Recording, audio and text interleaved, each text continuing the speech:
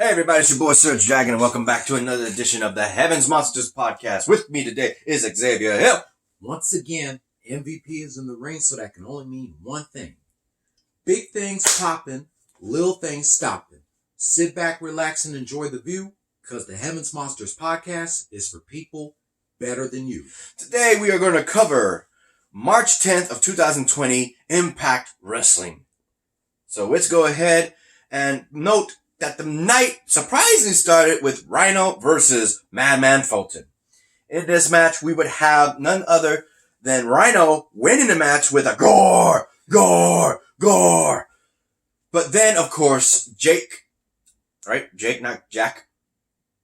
Chris, and Dave Chris, the Chris brothers, would end up jumping Rhino, and who would come to his aid? The lights would go out and only reveal the returning ECW original, the suicidal, genocidal, homicidal, death-defying Sabu. But even then, he'd be getting jumped. But thanks to the fact that he also had Rhino's back, Rhino had his back. Mm-hmm. And they ended up taking a chair to make an equalizer on a 2-on-1 situation with, of course, I guess Sabu's wife in attendance as a ding-ding-ding-ding, genie. I was told that she was never around on the ECW scene. So that's how it went for that. Next up, Rascals versus Desi Hit Squad. What do you like? Rohit and Desmond start the match with a nice sequence of counters and misdirections, which Rohit got the better of for a bit. Xavier caught Rohit with a one-legged moonsault for a near fall and tagged in Wentz, who hit a senton on where? With a senton atomico. Radicals were going for a double team, but Rascals were going for some double teams, but Rohit poked their eyes and ran to Shira. Xavier got worked over by a Desi Hit Squad for a while, with Shira overpowering Dez. This didn't last long, as Dez escaping Rohit and getting the tag to Wentz. Wentz ran wild over Rohit, earning a near fall. Rascals went for hot fire flame, but Shira stopped them and chokeslammed Xavier into his knee. Rohit followed with a neckbreaker, earning a near fall. Wentz and Xavier hit a kick combo on Shira, followed with a swanton by Wentz. Xavier ended up landing a tornillo on Shira for the win. Are they still doing that Mexican thing? Yeah. Are they still in Mexico? I don't know. Sounds like it. Yeah. Unless the guy reviewing this is Spanish. Mm-hmm. Backstage, the couple RVD and Katie Forbes talked about the fans being pervy trolls. The Deaners told Katie they thought she looked great, which prompted Joey Ryan telling Cody Deaner that he was objectifying her. Ryan challenged the Deaners to a match next week, which Rob didn't even know he was involved in. What just happened? We've got another vignette for Tenille. We have another Dashwood. Yeah. Another video for Tenille Dashwood. Yeah. Tenille Dashwood. Yeah. Next up is the Knockouts title champion. Well, I don't know how you put it like that. The Knockouts champion. The Knockouts title. I know, right? Why did they breathe? Impact Wrestling Knockouts Championship. Right. We got Jordan Grace going up against an opponent of Madison Rain's choosing. And she said, and I quote, that her 15 minutes of fame is well overdue. Well, she put up the opponent, which was the girl she had nominated to win for the gut check on the women's division. Lacey Ray with Ryan? Lacey Ryan. There you go. I was thinking. The I makes the I and the E sound. Going back on my phonics here. Yep. So Lacey Ryan would be the one to go up against Jordan Grace, and she put up one hell of a fight. But nonetheless, it takes one mistake, and she did. Jordan Grace, while she was trying to wrap Jordan Grace up, Jordan Grace countered it and put her in the Grace Driver. And Madison Rayne was in this, not so much as disgust, but in the, like that. She was just mad knowing that Jordan Grace has still got her 15 minutes of fame going into 30 minutes, if you want to call it that. Still riding the title as champion. Carrying the title. I said riding.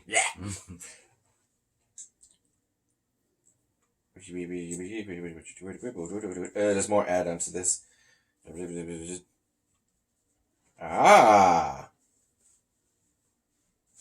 Apparently we would get a little promo of Taya Valkyrie in a bar in black, mourning for her title loss and everything that came with it.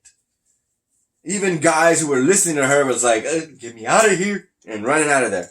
But the one who would console her is literally chewing her out is none other than Rosemary, who literally had her own issues of doing so much work only to be not happy in the end. So now they find common ground, mainly Rosemary says that they find common ground in all their loss and that this is what they needed to form a new tag team in their darkest hours. So now we potentially have a new tag team women's between Rosemary and Taya Valkyrie. Mm-hmm. Does that mean they're bringing back the tag team titles for Impact Wrestling? Would be nice. Yeah. But that doesn't mean it guarantees it. So next. Hey, what the? Hey, get back up here. Next we have Willie Mack and Ace Austin versus Swinging Disco Balls. It's basically John Swinger and Disco Inferno. The WCW legend, Disco Inferno. Yep. Before the match, the referee took away Swinger's brass knuckles. Swinger started, and the first thing he did was accidentally take out Disco Inferno to the floor. Disco and Swinger tag in and gets baited, taking a Samoan drop and dropkick combo for a near fall. Disco and Swinger then started using heel tactics to cut off Mac, using a roll of quarters on Mac's throat. The Disco Balls worked over Mac with quick tags, the roll of quarters, and striking behind the referee's back with Gilbert T hitting the side Russian leg sweep and the Village People's Elbow for a near fall. Mm-hmm. Suddenly, Ace Austin came down and got in Mac's corner, asking for a tag. The distraction was enough for Mac to make a small comeback and hit the stunner on Disco. Mac actually tagged Ace, who took down Glenn and Swinger. Mac and Ace started to work together, even hitting a double team move and connected with in-sync strikes. Mac hits the Samoa drop and moonsault, setting Ace up for the fold, and Mac hit a 6-star frog splash on Disco for the win. After the match, Ace offered Mac a handshake, and a confused Mac took it. Don't know what it's all about. Yeah, what the hell is Ace Austin? It was a 2-on-1 match, tag team match. And all of a sudden he just shows up and puts himself in the match. It's like, man, what? The hell? What is he getting at? Because with Ace Austin, it's always something dirty-handed for something for him to gain. What does he gain out of it? Mm-hmm. That's my question. Whoop. All right. A promo for the Gut Check showcases that next week we will have the winner nominated. Yeah, the winner of Gut Check. Next, is the main event, my brother. Oh, yeah. It would be the final part of the best of 5, literally 2-on-2, I forgot the term, what is it called? Sudden death? Nah. The rubber match. The rubber match that finally puts this at an end to see who claims the Call Your Shot trophy, and both men have stated that if they win it, or Eddie Edwards keeps it, they are going to take on Tessa Blanchard at Rebellion for the world title belt. In this match, it would go back and forth, back and forth. These guys just couldn't stay down. No, man. Powerbomb. Shining Wizard. Freaking over the top rope on the top corner. Avalanche Dragon Suplex. God, didn't even put him down. It would then be at the very end when Michael Elgin puts him in the very same sleeper hold, or crossface, whatever you want to call it, submission hold that actually put in their first match that gave Michael Elgin the win by making him pass out. He actually tried to put him into, turn it around so his Michael Elgin's shoulders would be on the mat, which they were. And the second, and I kid you not, we got the replay 3 times.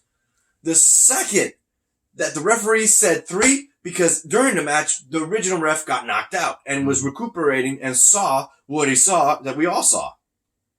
The second, the 3 hit was the simultaneous Eddie Edwards repeatedly tapping out for a good 2 seconds. Or a quick 2 seconds, like this. That's how fast. So they had to really slow it down to see who won, and nobody could actually say it. It was arguably going to be a draw. The referees were livid, as well as the management. Yep. So Tessa Blanchard's music hit, and we would hear her settle this. She does not care who wins, so that way, she stacked it against herself. Mm-hmm. But you gotta respect. She says, I'll take both of you on at Rebellion. So Eddie Edwards keeps his little trophy with a smiley face that he put on it, but both are getting the opportunity they desperately wanted. And I gotta ask, where is Sami Callihan still? He said it when they came to Access TV, that when I come, you won't see me coming. Nope. Arguably left because Tessa Blanchard is having to deal with Taya Valkyrie, Ace Austin, Michael Elgin, Eddie Edwards, and anyone else that comes.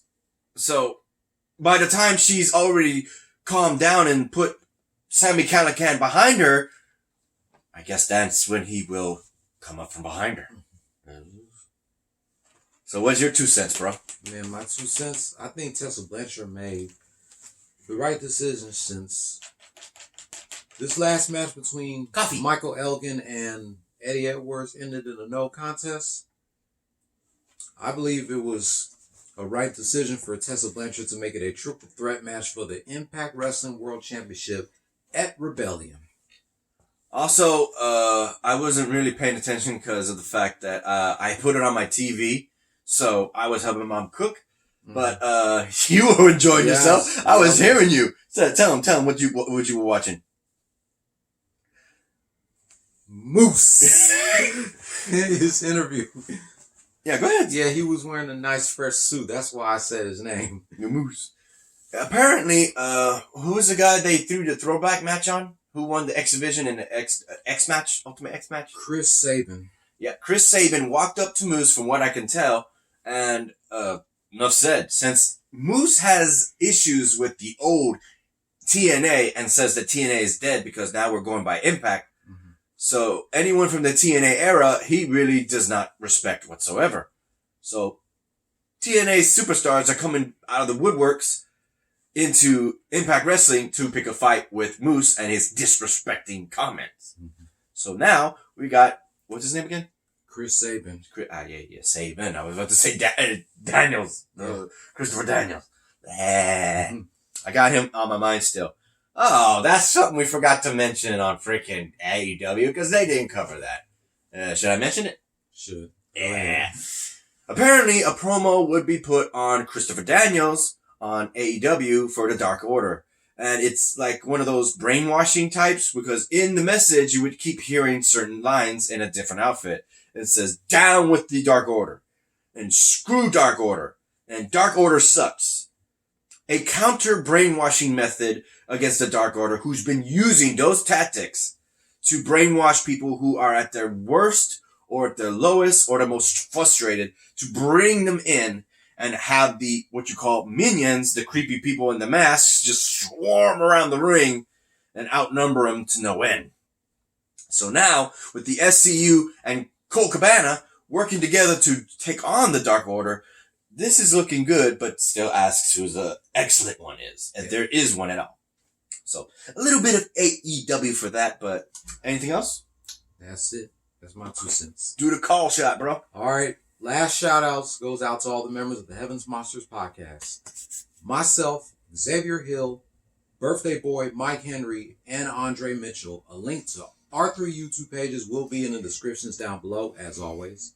And remaining shout out to T-Money, Renee, Pharaoh, Chris Petrie, and Delvin. With that said, that'll be it for this video. This guy's got to go home and go to sleep. Yep. So, you like this video? Give it a thumbs up. You didn't? Give it a thumbs down. Hit that subscribe button, you like the content, hit that notification bell for the next Heaven Monsters podcast. I'm SergDragon. And I'm Xavier Hill, and we'll see you all in the next video. Peace out, y'all.